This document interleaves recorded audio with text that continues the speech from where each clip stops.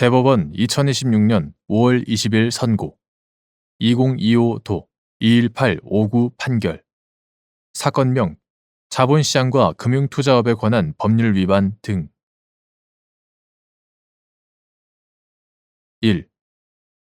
구 자본시장과 금융투자업에 관한 법률상 시세조종행위 금지 규정은 문헌상 직접 상장증권 또는 장내 파생상품에 대한 시세조종행위에 해당하는 통정매매 등 행위를 하거나 이를 위탁 또는 수탁하는 경우에만 적용되는 것으로 한정하고 있는지 여부, 소극 및 시세조종행위를 금지하는 입법 목적, 상장증권 또는 장내 파생상품의 매매 등이 상당한 비율로 예상되는 장외 파생상품 등을 이용한 주문이 증권사 등을 거쳐 곧바로 상장증권 또는 장내 파생상품에 대한 시세조종행위에 해당하는 통정매매 등 주문으로 이어진 경우 시세조종행위로 인한 구 자본시장과 금융투자업에 관한 법률 위반죄가 성립하는지 여부, 적극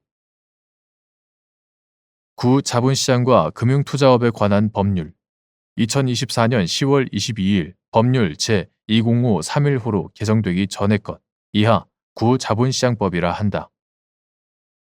구 자본시장법 제176조는 시세조종행위 등의 금지라는 제목 아래 제1항에서 누구든지 상장증권 또는 장내 파생상품의 매매에 관하여 그 매매가 성황을 이루고 있는 듯이 잘못 알게 하거나 그 밖에 타인에게 그릇된 판단을 하게 할 목적으로 다음 각 호의 어느 하나에 해당하는 행위를 하여서는 아니 된다라고 규정하면서 같은 항 제1호, 제2호에서 통정매매, 제3호에서 가장매매, 제4호에서 통정매매 및 가장매매를 위탁하거나 수탁하는 행위를 규정하고 있다. 그리고 같은 법 제176조 제2항에서는 누구든지 상장증권 또는 장내 파생상품의 매매를 유인할 목적으로 다음 각 호의 어느 하나에 해당하는 행위를 하여서는 아니 된다라고 규정하면서 같은 항 제1호에서 그 증권 또는 장내 파생상품의 매매가 성황을 이루고 있는 듯이 잘못 알게 하거나 그 시세를 변동시키는 매매 또는 그 위탁이나 수탁을 하는 행위를 규정하고 있다. 위와 같이 구 자본시장법상 시세조종행위 금지 규정은 문헌상 시세조종의 대상을 상장증권 또는 장내 파생상품으로 한정하고 있을 뿐 직접 상장증권 또는 장내 파생상품에 대한 시세조종행위에 해당하는 통정매매 등 행위를 하거나 이를 위탁 또는 수탁하는 경우에만 이 규정이 적용되는 것으로 한정하고 있지는 않다. 구 자본시장법이 시세조종행위를 금지하는 것은 상장증권 등의 거래에 관한 시세조종행위가 다수인에게 영향을 미치고 증권시장 전체를 불건전하게 할 수 있기 때문에 상장증권 등의 거래에 참가하는 개개투자자의 이익을 보호함과 함께 투자자 일반의 증권시장에 대한 신뢰를 보호하여 증권시장이 국민 경제의 발전에 기여할 수 있도록 하는데 그 목적이 있다. 이와 같은 구 자본시장법상 시세조종행위 금지 규정의 문헌, 시세조종행위 금지의 목적 등을 종합해보면 상장증권 또는 장내 파생상품의 매매 등이 상당한 비율로 즉각 뒤따를 것으로 예상되는 선행, 장외 파생상품 등을 이용한 주문이 실제 증권사 등을 거쳐 곧바로 상장증권 또는 장내 파생상품에 대한 시세조종행위에 해당하는 통정매매 등 주문으로 이어진 경우 이러한 유형의 장외 파생상품 매매가 구 자본시장법상 시세조종행위에서 배제된다고 보기 어렵다. 그리고 이러한 유형의 시세조종행위가 직접 상장증권 또는 장내 파생상품에 대한 시세조종행위에 해당하는 통정매매 등 행위를 하는 경우와 비교하여 피고인들의 시세조종에 대한 고의, 증권시장에 대한 신뢰 등을 보호하기 위한 시세조종행위 금지의 목적 등을 고려하였을 때 실질적으로 차이가 있다고 보기 어렵다.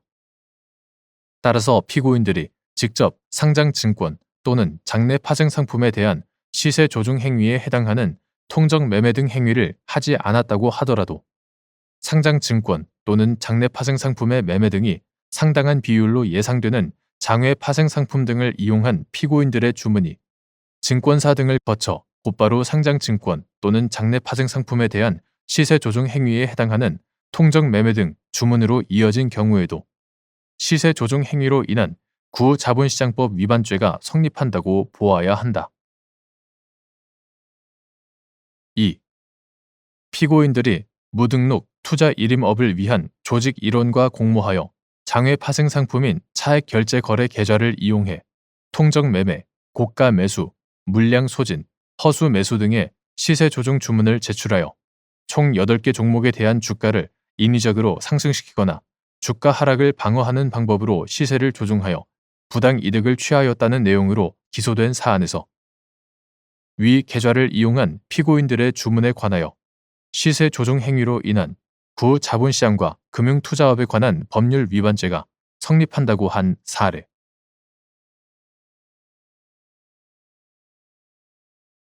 대법원 2026년 5월 21일 선고 2021도 15611 전원 합의체 판결.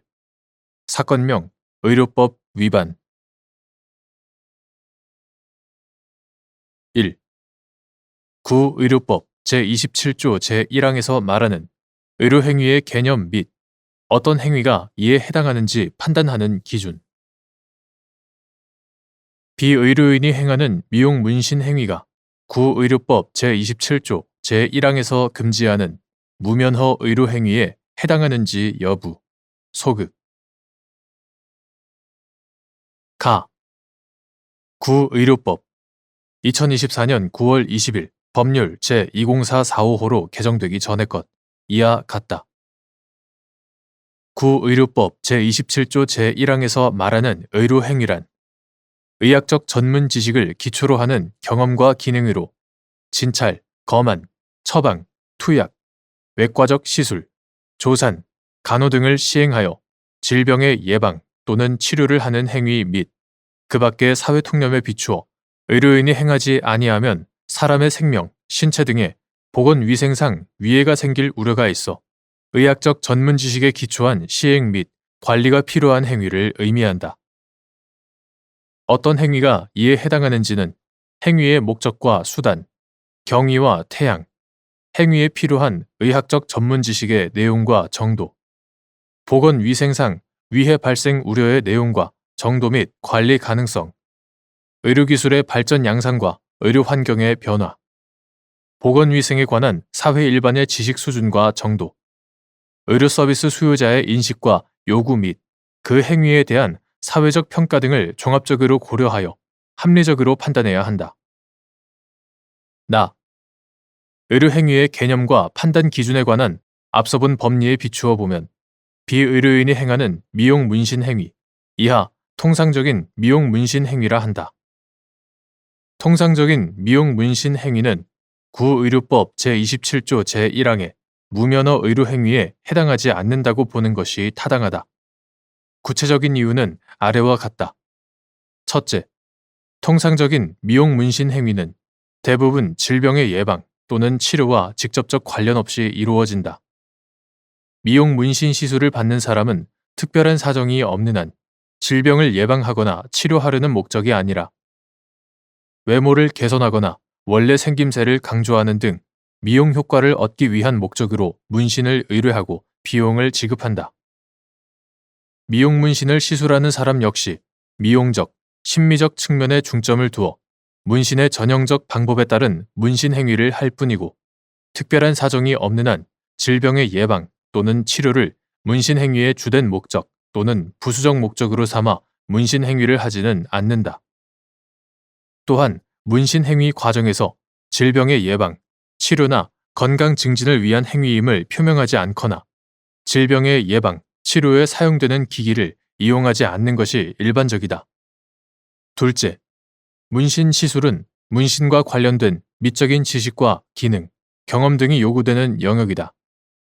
문신 시술을 받으려는 사람도 시술자에게 이러한 지식과 기능, 경험 등이 있는지를 주로 고려하여 문신 시술을 받을지를 결정한다. 또한 통상적인 문신 시술 형태와 시술 부위에 비추어 보면 시술자에게 반드시 의료인의 버금가는 의학적 전문 지식과 경험이 있어야만 성공적인 문신 시술을 할 수 있는 것도 아니다. 비록 문신 시술이 침습적 특성을 가지고 있기는 하지만 통상적인 문신 행위의 경우 침습의 범위가 피부에 한정되고 사용하는 도구들과 시술 방법이 비교적 정형적이어서 여기에 반드시 의사에게 요구되는 정도의 광범위하고 매우 높은 수준의 의학적 전문 지식과 경험이 필요하다고 보기는 어렵다. 그렇다면 위생적이고 안전한 문신 시술에 필요한 정도의 의학적, 기술적 지식의 습득과 시술 환경, 도구, 방법 및 절차 등에 대한 교육이나 규제 등을 통하여 문신 시술로 발생할 우려가 있는 감염이나 질병 전염 등 부작용을 최소화하는 한편 형법이나 공중위생관리법 등 다른 법률에 따른 형사처벌 가능성을 통하여 문신 시술 과정이나 결과를 적정하게 통제함으로써 우리 사회가 수용할 수 있는 정도로 보건위생상 위해를 관리할 수 있다. 셋째, 대법원은 1992년 5월 22일 선고 9.1도 3219 판결에서 눈썹 문신 행위를 무면허 의료 행위라고 판단하였다. 하지만 그 후 지금까지 이루어진 의료기술의 발전 및 의료 환경의 변화로 말미암아 의료 서비스 수요자의 의료 접근성이 비약적으로 향상되었다. 이러한 변화를 거치면서 문신 시술의 부작용도 과거보다 훨씬 수월하게 관리할 수 있게 되었다. 더욱이 최근 수년간 코로나19 등 감염병 위기를 겪으면서 보건위생에 관한 사회 일반의 지식 수준과 그 실천 정도가 현저히 개선되었다. 또한 문신 시술을 받고자 하는 사람들은 시술 여부를 결정하기 전 인터넷 등에서 시술자, 시술 환경과 방법, 도구, 안전성, 비용 등에 관한 정보를 미리 확인하여 스스로 시술 여부를 결정하는 것이 통상적이다. 이들이 질병의 치료가 필요한 환자와 같이 자신을 상대로 이루어질 침습적 행위를 감수할 수밖에 없는 절박한 처지에 놓여 있는 것도 아니다. 넷째, 문신은 더 이상 일부 집단의 전유물이 아니라 일반인이 자연스레 접할 수 있는 문화로 자리 잡았다. 문신은 신분, 지위 및 소속감의 표현, 예술성의 발현, 인간적 교감이나 약속의 증표, 추억의 소장, 의지의 각인, 자기애의 현출, 동경, 모방이나 개성의 표현, 장식의 일종, 미적 취향의 표현, 의미 있는 대상과 사건의 기록, 가치관과 신념의 표현 등 다양한 사회, 문화적 의미를 담고 있다. 미용 문신에 대한 여론 및 실태조사 결과에 따르면 의료 서비스 수요자의 인식과 요구 및 그 행위에 대한 사회적 평가는 오로지 의료인만 문신 행위를 할 수 있다는 입장과는 거리가 있다. 병역 의무자의 문신에 관한 신체 등급 평가 기준 및 경찰 공무원 채용 시험의 신체 검사 평가 기준 중 문신 관련 판단 기준이 일부 변경되는 등 병역 의무의 이행과 공무 담임권 측면에서도 문신 행위에 대한 사회적 인식과 제도가 변화하고 있음을 알 수 있다. 2025년 10월 28일 법률 제21070호로 제정되어 2027년 10월 29일부터 시행될 예정인 문신사법의 입법은 문신 행위에 대한 의료 서비스 수요자의 인식과 요구 및 그 행위에 대한 사회적 평가가 현저히 변화하였음을 보여주는 것이다. 다섯째, 통상적인 미용 문신 행위가 무면허 의료 행위에 해당하는지를 판단할 때 여러 갈래의 해석이 가능한 경우 문신 행위를 하려는 사람의 직업의 자유, 표현의 자유는 물론 문신 시술을 받으려는 사람의 행복 추구권, 표현의 자유 등 관련자들의 헌법상 기본권이 최대한 보장될 수 있는 방향으로 구의료법 제27조 제1항을 해석할 필요가 있다. 일반인으로 하여금 미용 문신 행위를 위하여 의료인 자격을 취득하게 하는 것은 사실상 비의료인의 미용 문신 행위를 금지하는 것과 다르지 않다.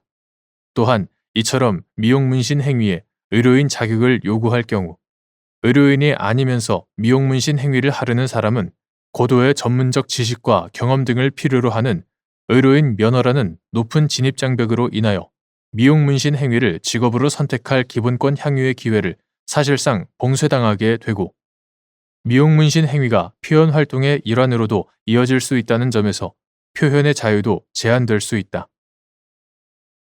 미용 문신 행위로 인한 보건위생상 위해 발생 우려의 측면만을 강조하여 오직 의료인에게만 미용 문신 시술을 허용하고 비의료인에게 이를 전면 금지하는 것은 미용 문신 시술을 받으려는 사람의 헌법 제10조로부터 도출되는 일반적 인격권, 자유로운 인격 발현을 통한 행복 추구권, 표현의 자유 등 헌법상 기본권을 침해하는 결과에 이를 수 있다.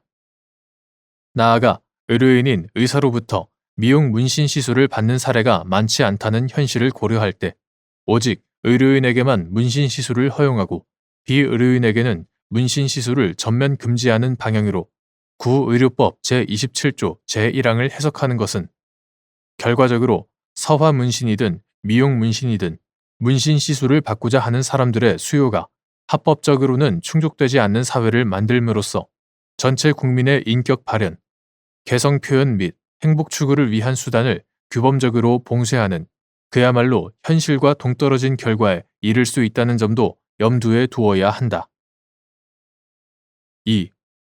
피고인이 의료인이 아님에도 자신이 운영하는 미용실에서 의료행위에 해당하는 두피 문신 시술을 하여 구의료법 제27조 제1항에서 금지하는 무면허 의료행위를 했다는 의료법 위반의 공소사실로 기소된 사안에서 피고인이 한 공소사실 기재 문신 행위는 통상적인 미용 문신 행위에 해당하여 구의료법 제27조 제1항이 금지하는 무면허 의료행위에 해당하지 않는데도 공소사실을 유죄로 본 원심 판단에 법리 오해에 잘못이 있다고 한 사례.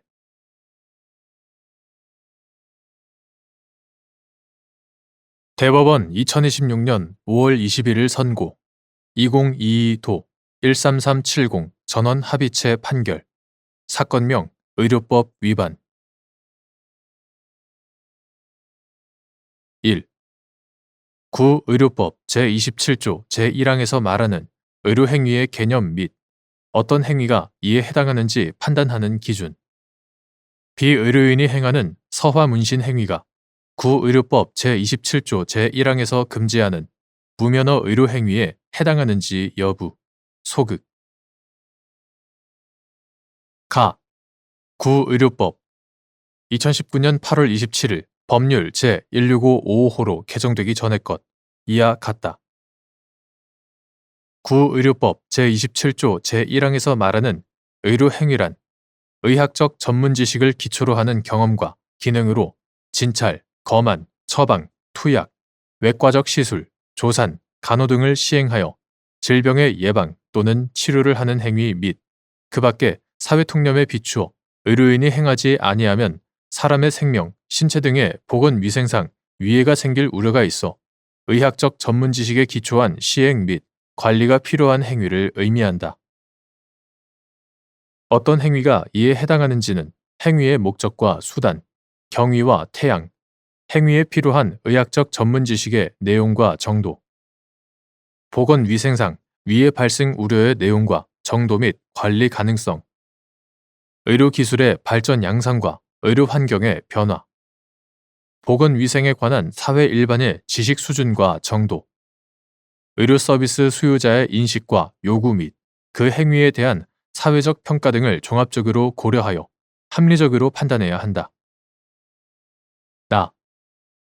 의료행위의 개념과 판단 기준에 관한 앞서 본 법리에 비추어 보면 비의료인이 행하는 서화문신 행위, 이하 통상적인 서화문신 행위라 한다.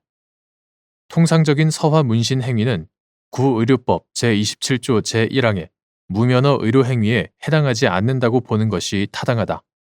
구체적인 이유는 아래와 같다. 첫째, 통상적인 서화문신 행위는 대부분 질병의 예방 또는 치료와 직접적 관련 없이 이루어진다. 서화문신 시술을 받는 사람은 특별한 사정이 없는 한 질병을 예방하거나 치료하려는 목적이 아니라 자신의 신체에 원하는 글자 또는 그림, 무늬, 색상 등을 새기기 위한 목적으로 문신을 의뢰하고 비용을 지급한다. 서화문신을 시술하는 사람 역시 피시술자가 희망하는 글자 또는 그림, 무늬, 색상 등이 피부에 잘 새겨질 수 있도록 장식적, 예술적, 미용적 측면에 중점을 두어 문신의 전형적 방법에 따른 문신 행위를 할 뿐이고 특별한 사정이 없는 한 질병의 예방 또는 치료를 문신행위의 주된 목적 또는 부수적 목적으로 삼아 문신행위를 하지는 않는다. 또한 문신행위 과정에서 질병의 예방, 치료나 건강 증진을 위한 행위임을 표명하지 않거나 질병의 예방, 치료에 사용되는 기기를 이용하지 않는 것이 일반적이다. 둘째, 문신 시술은 문신과 관련된 미적인 지식과 기능, 경험 등이 요구되는 영역이다. 문신 시술을 받으려는 사람도 시술자에게 이러한 지식과 기능, 경험 등이 있는지를 주로 고려하여 문신 시술을 받을지를 결정한다. 또한 통상적인 문신 시술 형태와 시술 부위에 비추어 보면 시술자에게 반드시 의료인의 버금가는 의학적 전문 지식과 경험이 있어야만 성공적인 문신 시술을 할 수 있는 것도 아니다. 비록 문신 시술이 침습적 특성을 가지고 있기는 하지만 통상적인 문신 행위의 경우 침습의 범위가 피부에 한정되고 사용하는 도구들과 시술 방법이 비교적 정형적이어서 여기에 반드시 의사에게 요구되는 정도의 광범위하고 매우 높은 수준의 의학적 전문 지식과 경험이 필요하다고 보기는 어렵다. 그렇다면 위생적이고 안전한 문신 시술에 필요한 정도의 의학적, 기술적 지식의 습득과 시술 환경, 도구, 방법 및 절차 등에 대한 교육이나 규제 등을 통하여 문신 시술로 발생할 우려가 있는 감염이나 질병 전염 등 부작용을 최소화하는 한편 형법이나 공중위생관리법 등 다른 법률에 따른 형사처벌 가능성을 통하여 문신 시술 과정이나 결과를 적정하게 통제함으로써 우리 사회가 수용할 수 있는 정도로 보건위생상 위해를 관리할 수 있다. 셋째, 대법원은 1992년 5월 22일 선고 9.1도 3219 판결에서 눈썹 문신 행위를 무면허 의료 행위라고 판단하였다. 하지만 그 후 지금까지 이루어진 의료기술의 발전 및 의료 환경의 변화로 말미암아 의료 서비스 수요자의 의료 접근성이 비약적으로 향상되었다. 이러한 변화를 거치면서 문신 시술의 부작용도 과거보다 훨씬 수월하게 관리할 수 있게 되었다. 더욱이 최근 수년간 코로나19 등 감염병 위기를 겪으면서 보건위생에 관한 사회 일반의 지식 수준과 그 실천 정도가 현저히 개선되었다. 또한 문신 시술을 받고자 하는 사람들은 시술 여부를 결정하기 전 인터넷 등에서 시술자, 시술 환경과 방법, 도구, 안전성, 비용 등에 관한 정보를 미리 확인하여 스스로 시술 여부를 결정하는 것이 통상적이다. 이들이 질병의 치료가 필요한 환자와 같이 자신을 상대로 이루어질 침습적 행위를 감수할 수밖에 없는 절박한 처지에 놓여 있는 것도 아니다. 넷째, 문신은 더 이상 일부 집단의 전유물이 아니라 일반인이 자연스레 접할 수 있는 문화로 자리 잡았다. 문신은 신분, 지위 및 소속감의 표현, 예술성의 발현, 인간적 교감이나 약속의 증표, 추억의 소장, 의지의 각인, 자기애의 현출, 동경, 모방이나 개성의 표현, 장식의 일종, 미적 취향의 표현, 의미 있는 대상과 사건의 기록, 가치관과 신념의 표현 등 다양한 사회 문화적 의미를 담고 있다.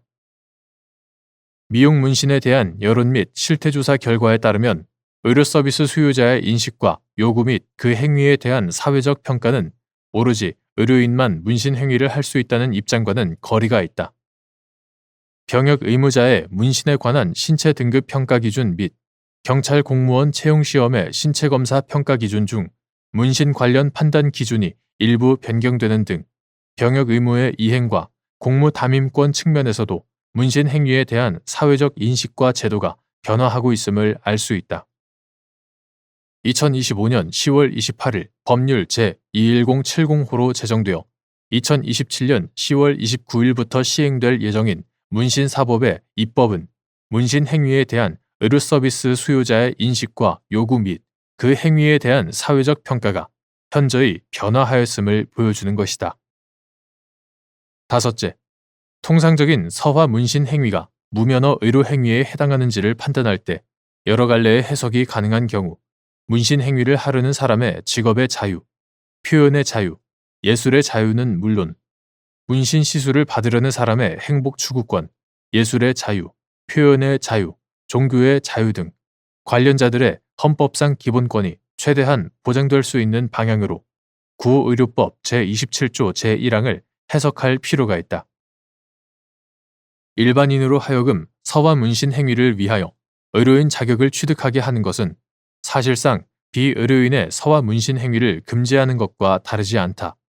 또한 이처럼 서화 문신 행위에 의료인 자격을 요구할 경우 의료인이 아니면서 서화 문신 행위를 하려는 사람은 고도의 전문적 지식과 경험 등을 필요로 하는 의료인 면허라는 높은 진입장벽으로 인하여 서화 문신 행위를 직업으로 선택할 기본권 향유의 기회를 사실상 봉쇄당하게 된다.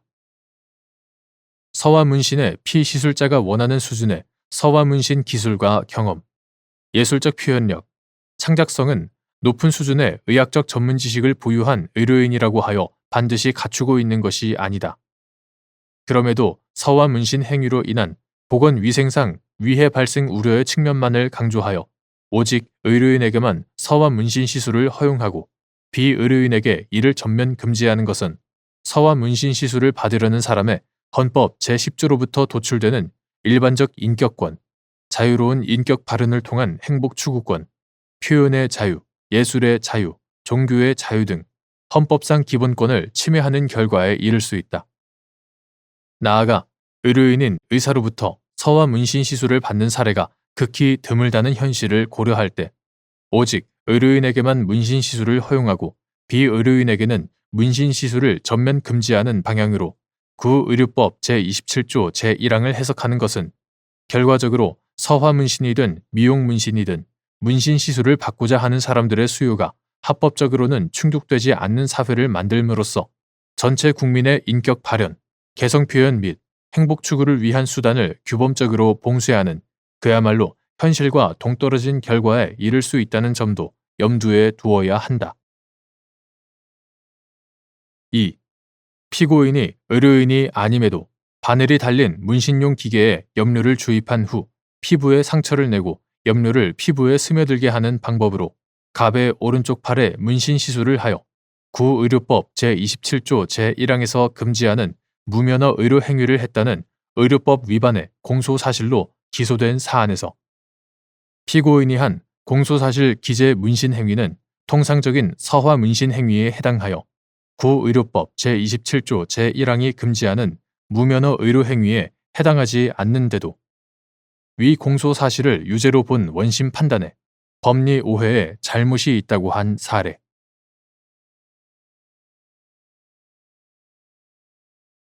대법원 2026년 5월 29일 선고 2023도 14750 판결 사건명 모욕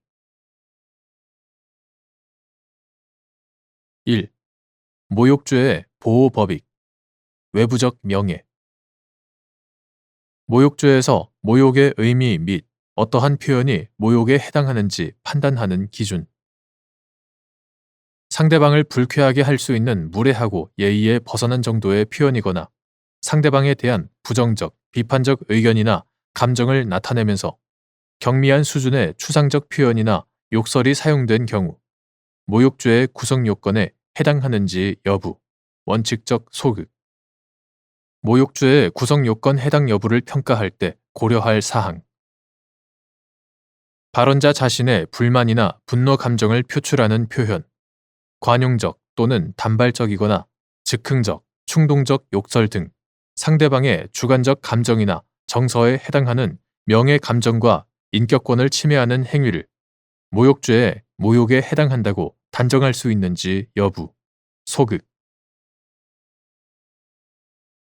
형법 제311조 모욕죄는 사람의 인격적 가치에 대한 사회적 평가를 의미하는 외부적 명예를 보호법익으로 하는 범죄로서 여기서 모욕이란 사실을 적시하지 아니하고 사람의 외부적 명예를 침해할 만한 추상적 판단이나 경멸적 감정을 표현하는 것을 의미한다. 어떠한 표현이 모욕죄의 모욕에 해당하는지는 상대방 개인의 주관적 감정이나 정서상 어떠한 표현을 듣고 기분이 나쁜지 등 명예 감정을 침해할 만한 표현인지를 기준으로 판단할 것이 아니라 당사자들의 관계, 해당 표현에 이르게 된 경위, 표현 방법, 당시 상황 등 객관적인 재반 사정에 비추어 상대방의 외부적 명예를 침해할 만한 표현인지를 기준으로 엄격하게 판단하여야 한다.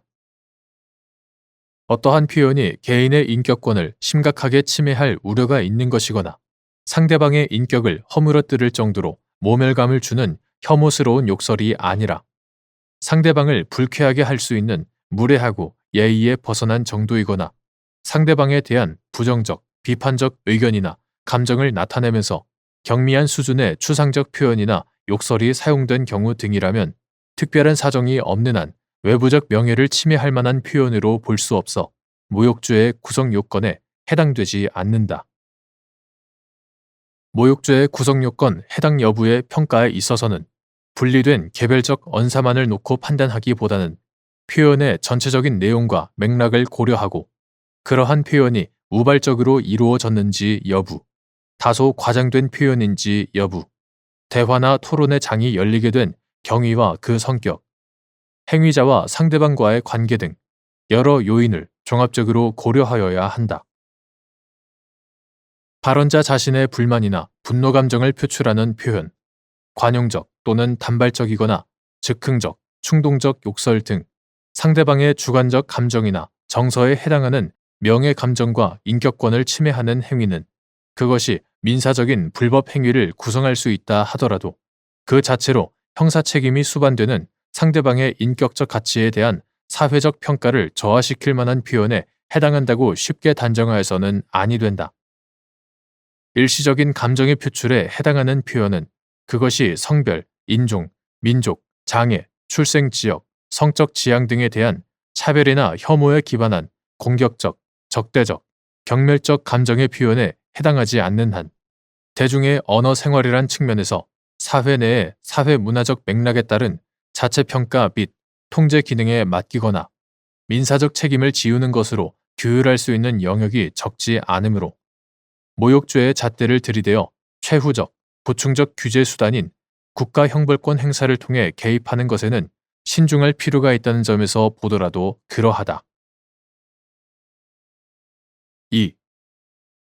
갑 병원 총괄 이사인 피고인이 병원 앞길에서 갑 병원에 대해 이른 시위를 진행하는 을과 시비를 하던 중 그곳을 지나가던 행인들이 지켜보는 가운데 을에게 야 이 개새끼야 라고 큰 소리로 욕설, 발언, 욕설을 하여 을을 모욕하였다는 내용으로 기소된 사안에서 재반 사정을 종합하면 피고인의 위 발언은 을의 행동에 대응하여 이에 대한 불만이나 분노 감정을 거칠게 나타내면서 한 단발적이거나 즉흥적, 충동적 욕설에 해당하여 을의 주관적 감정이나 정서를 상하게 하는 등 명예 감정을 침해할 만한 표현으로 보일 뿐 객관적으로 을의 인격적 가치에 대한 사회적 평가를 저하시킬 만한 모욕 행위에 해당하지 않는다는 이유로 이와 달리 본 원심 판단에 법리 오해에 잘못이 있다고 한 사례.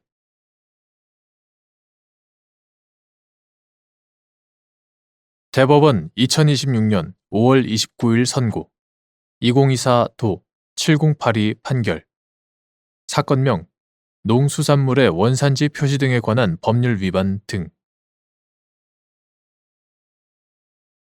1. 수입식품안전관리특별법 제43조 제5호 제18조 제1항 9. 수입식품안전관리특별법 시행규칙 제25조 별표 8 제4호 라목에 정하여진 벌칙 규정의 적용 대상이 같은 법 제2조 제5호에서 정한 영업자로 한정되는지 여부, 적극 수입식품안전관리특별법 제15조 제1항에 따라 영업 등록을 한 자가 법인인 경우 그 법인 사업주가 영업자가 되는지 여부, 적극 및 그 법인의 대리인, 사용인, 종업원 등도 영업자에 포함되는지 여부, 소극 수입식품안전관리특별법 이하 수입식품법이라 한다. 수입식품법 제2조 제5호는 영업자란 같은 법 제15조 제1항에 따라 영업 등록을 한 자를 말한다고 규정하고 있다. 수입식품법 제18조 제1항은 그 수범자를 영업자로 하여 영업자는 수입식품 등의 안전성 확보와 건전한 거래 질서 및 국민의 건강 증진을 위하여 총리령으로 정하는 사항을 지켜야 한다라고 규정하고 있고, 수입식품법 제43조 제5호는 같은 법 제18조에 따라 영업자가 지켜야 할 사항을 지키지 아니한 자를 처벌하도록 규정하고 있다. 9. 수입식품안전관리 특별법 시행규칙 2022년 6월 30일 총리령 제1813호로 개정되기 전의 것 이하 같다. 9. 수입식품안전관리 특별법 시행규칙 제25조 별표 8 제4호 라목은 수입식품법 제18조 제1항에 따라 영업자가 지켜야 할 준수사항에 관하여 수입식품 등 보관업자는 유통기한이 경과되었거나 부적합 판정을 받은 수입식품 등은 별도의 장소에 보관하거나 명확하게 식별되는 표시를 하여 일반 물품과 구별되도록 보관하여야 한다고 규정하고 있다.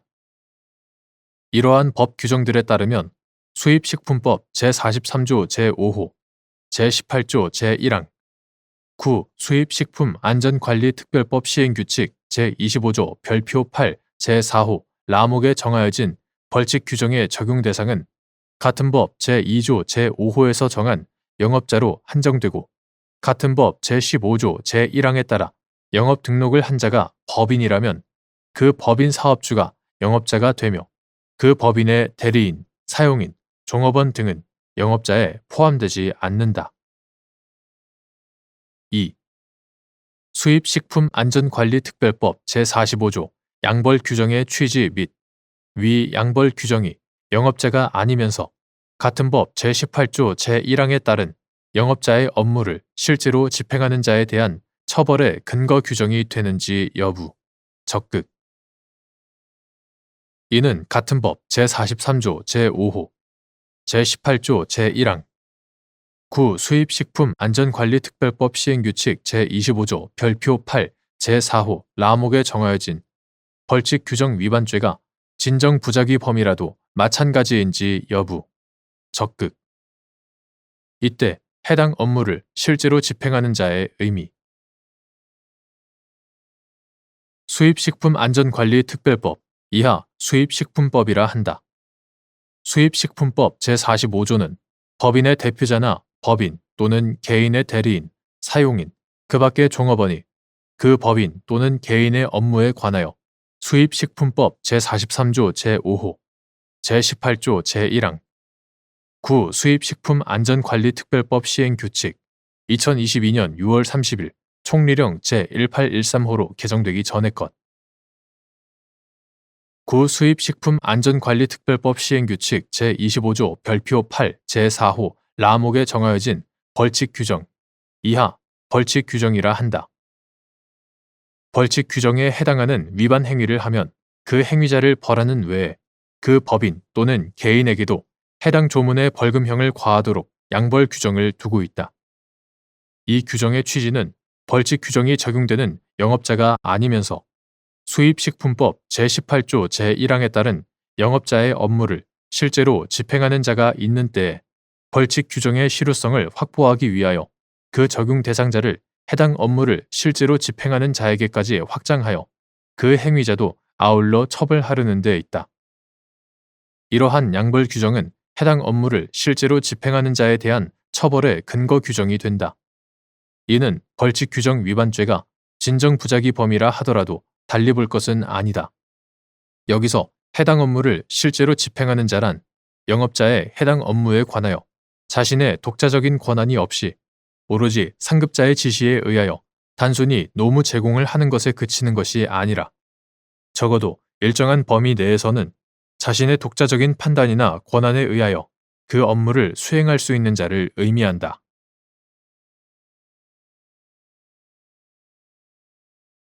대법원 2026년 5월 29일 선고 2026토 4423 판결 사건명 강간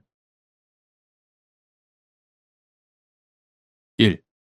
항소심이 제1심의 사실인정에 관한 판단을 재평가하여 사후심적으로 판단하여 뒤집을 수 있는 경우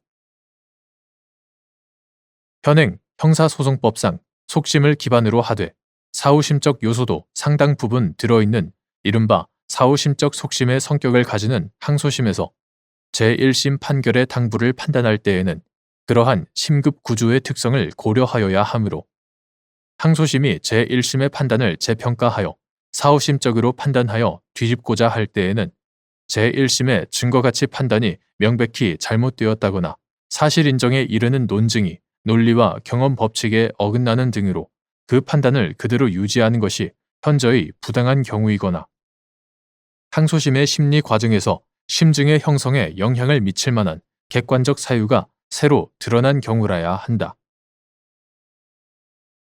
2.